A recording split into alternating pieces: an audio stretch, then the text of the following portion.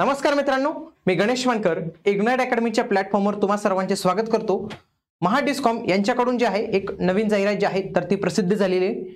या जाहिरातीमध्ये अनुभव विचारलेला आहे, एग्जाम पॅटर्न काय असणार आहे, परीक्षा पद्धती काय असणार आहे, त्याच्यासोबतच इम्पॉर्टंट डेट्स, एग्जाम फीज याच्याविषयीची संपूर्ण माहिती आपण जाणून घेणार आहोत। म्हणून तुम्ही हा व्हिडिओ शेवटपर्यंत पूर्ण बघा। आणि महाडिस्कॉम मधील आलेला AEE आणि DYEE या दोन्ही पदांसाठी लक्षात घ्या की आपण नॉन टेक रेकॉर्डेड कोर्स जो आहे तर तो लॉन्च करत आहोत। याच्यामध्ये टेस्ट सिरीज, लेक्चर्स नोट आणि अनलिमिटेड व्ह्यूज या सगळ्या गोष्टी तुम्हाला इथे बघायला मिळणार आहे। या कोर्सला जॉईन करण्यासाठी इग्नाइट अकॅडमीचा ॲप डाउनलोड करा। तसेच हा दिलेला नंबर आहे, याला तुम्ही कॉल करून अधिक माहिती कोर्सेस विषयी विचारू शकता। चला तर आपण बघूया। बघा, Mahavitaran means Maharashtra state electricity distribution company कडून आलेली ही 27/6/2025 रोजीची जाहिरात आहे। मग याच्यामध्ये एक एक पद जे आहे तर ते बघूया। बघा, पहिल्या पदाचं नाव आहे ऍडिशनल एक्झिक्युटिव्ह इंजिनियर पे ग्रुप 1। याच्या किती जागा आहेत? 94 जागा आपल्याला पाहायला मिळतात। दुसरं ऍडिशनल एक्झिक्युटिव्ह इंजिनियर सिव्हिल पे ग्रुप 1, याच्या जागा किती आहेत? 5। पुढं डेप्युटी एक्झिक्युटिव्ह इंजिनियर पे ग्रुप 2, याच्या जागा किती आहेत? 69। डेप्युटी एक्झिक्युटिव्ह इंजिनियर सिव्हिल याच्या जागा किती आहेत? 12 इथं जागा बघायला जे आहे तर ते मिळत आहे। पुढे एज लिमिट दिलेली, वयोमर्यादा दिलेली 27/6/2025 रोजीपर्यंत तुमचं हे कॅल्क्युलेट केलं जाणार आहे।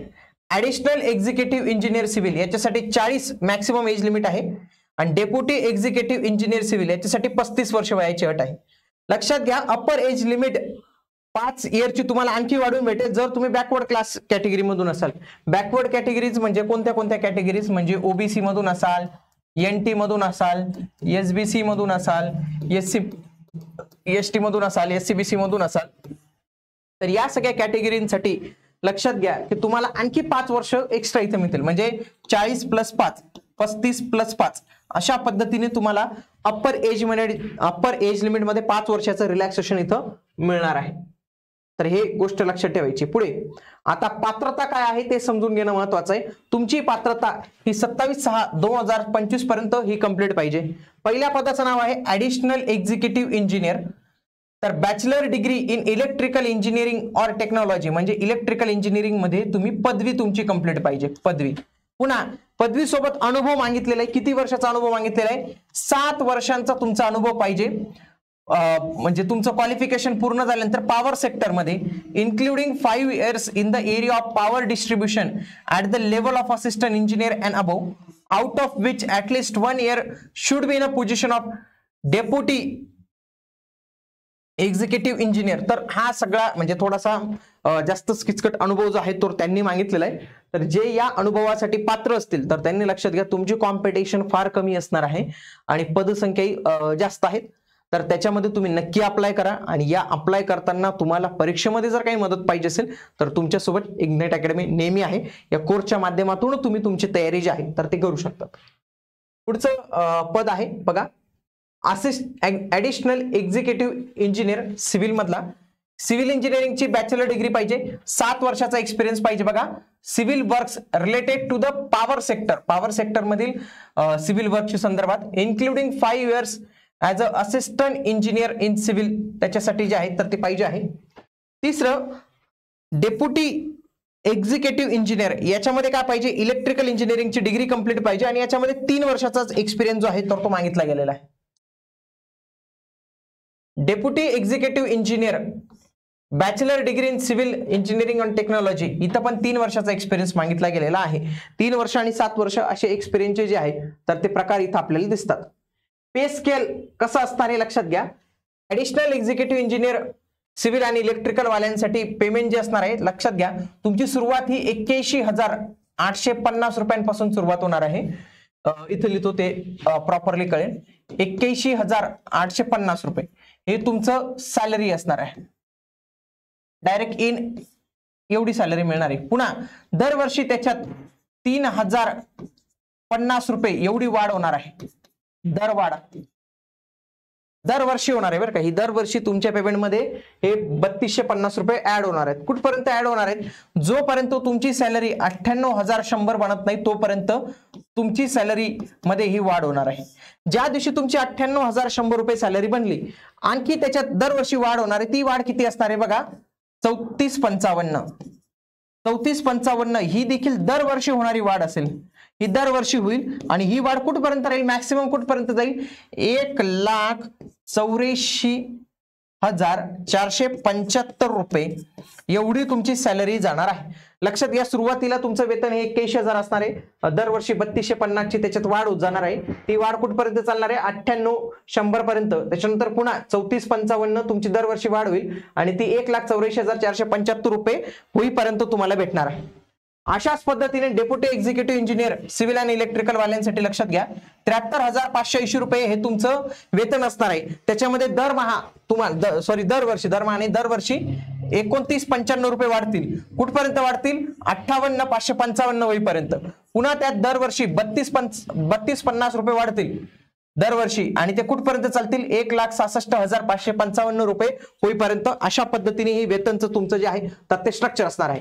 या वेतन सोबतच त्यांचं काय म्हणणं आहे, डीए भेटेल, HRA भेटेल, मेडिकल बेनिफिट, लिव्ह इनकॅशमेंट भेटेल, CPF भेटेल, ग्रॅज्युएटी भेटेल. हे सगळे रूल्स कंपनीनुसार भेटणार आहे आणि याच्यामध्ये जर तुम्ही काम कराल, खरंच तुम्हाला खूप चांगलं पॅकेज जे आहे तर ते याच्यात मिळणार आहे. पुढच्या आपण इथं गोष्टी ज्या आहेत तर ते पाहणार आहोत. बघा, आता नेमकी निवड प्रक्रिया ही कशी असणार आहे. निवड प्रक्रियेसाठी लक्षात घ्या, 2 गोष्टी असतील. पहिली जी स्टेप असणार आहे त्याच्यामध्ये तुमची घेतली जाणार आहे एक ऑनलाईन टेस्ट, आणि दुसरं तुमचा घेतला जाणार आहे इंटरव्ह्यू. या ऑनलाईन टेस्टसाठी 90% गुण ऑनलाईन टेस्ट मधनं घेतले जातील आणि 10% तुमचं सिलेक्शन हे इंटरव्ह्यूच्या बेसिसने होणार आहे. आणि हे दोन्ही एकत्र करून जे तुमचं 100 प्रमाणे तुमचं सिलेक्शन जेवढे काही येईल त्याच्यानुसार तुमचं सिलेक्शन जे आहे तर ते होणार आहे. अशा पद्धतीने निवड प्रक्रिया असणार आहे. याच्यामध्ये पहिले जेव्हा ऑनलाईन टेस्ट होईल त्याच्यानंतर 1:3 च्या रेशोने काही मुलं इंटरव्ह्यू साठी बोलवण्यात जातील. समजा एक जागा असेल तर एक जागेसाठी 3 कॅन्डिडेट जे आहेत तर ते बोलवले जातील. याच्यामध्ये जी पहिली ऑनलाईन टेस्ट तुमची जी होणार आहे, ऑनलाईन टेस्ट, तर या ऑनलाईन टेस्टची संपूर्ण तयारी आपला हा जो कोर्स आहे ना तर या कोर्सच्या माध्यमातून करण्यात येणार आहे. याच्यामध्ये पण आपण फक्त नॉन टेक्निकल जो पार्ट आहे तर तोच आपण कव्हर करणार आहोत त्याच्यात. ओके, बघा हा नॉन टेक्निकल पार्ट आहे. वरचा जो आहे टेस्ट ऑफ प्रोफेशनल नॉलेज, याच्यावर किती प्रश्न येणार आहेत, 50 प्रश्न येणार आहेत 110 गुणांसाठी. पुढे test of reasoning, test of quantitative aptitude and test of Marathi language. रिझनिंगचे 40 प्रश्न, क्वांटिटेटिव्ह ऍप्टिट्यूडचे 20 प्रश्न, मराठीचे 20 प्रश्न, असे 130 प्रश्न. आणि टोटल पाहिलं तर 110 गुणांसाठी हा पेपर होणार आहे. इथे 40 प्रश्न असतील 20 गुणांसाठी, 20 प्रश्न 10 गुणांसाठी आणि 20 प्रश्न 10 गुणांसाठी. टोटल तुम्हाला 120 मिनिटं एवढा जो आहे तर तो वेळ दिला जाणार आहे, इथं लक्षात ठेवा. तर हा ऑनलाईन टेस्ट झाल्यानंतर तुम्हाला जे आहे तर ते इंटरव्ह्यू साठी जे आहे तर ते बोलवण्यात येणार आहे. तसेच याच्यात निगेटिव्ह मार्किंग पण आहे. 1/4 निगेटिव्ह मार्किंग सिस्टीम आहे, म्हणजे 25% निगेटिव्ह मार्किंग सिस्टीम तुम्हाला इथं बघायला मिळणार आहे. दोन्ही स्कोर एकत्र करूनच तुमची निवड जी आहे तर ती केली जाणार आहे. ऍप्लिकेशन फीस पहिली ओपन कॅटेगरी वाल्यांसाठी 500 रुपये प्लस जीएसटी आहे आणि कॅटेगरी वाल्यांसाठी 250 रुपये प्लस जीएसटी जे आहे तर ते आपल्याला इथं बघायला मिळतं. त्यांनी इथं परीक्षा वेळापत्रक पण दिलेलं आहे की ऑनलाईन रजिस्ट्रेशन हे जुलै 2nd वीक पर्यंत जे आहे तर ते चालणार आहे. ऑनलाईन एक्झामिनेशन म्हणजे ऑनलाईन टेस्ट ही कधी होणार आहे, तुमची ऑगस्टच्या शेवटच्या आठवड्यात होणार आहे आणि इंटरव्ह्यू तुमच्या सप्टेंबरच्या 2ऱ्या किंवा 3ऱ्या आठवड्यात जे आहे तर ते होणार आहे. म्हणजे त्यांनी एक टेंटेटिव्ह डेट्स पण जे आहेत तर ते देऊन दिलेले आहेत, म्हणजे हे चांगलीच गोष्ट आहे आपल्यासाठी. त्यांचं म्हणणं आहे की जे कोणी एक्सपिरियन्स काही सर्टिफिकेट असेल ते 27/6/2025 पर्यंतचे तुमचे अपडेटेड पाहिजे. त्याच्या पुढचा एक्सपिरियन्स जो आहे तर तो कॅल्क्युलेट करता येणार नाही. तर अशा पद्धतीने ही संपूर्ण माहिती जी आहे तर ते आपण इथं जाणून घेतलेली आहे. कोर्सेस विषयी अधिक माहिती पाहिजे असेल तर दिलेल्या नंबरला तुम्ही कॉल करू शकतात.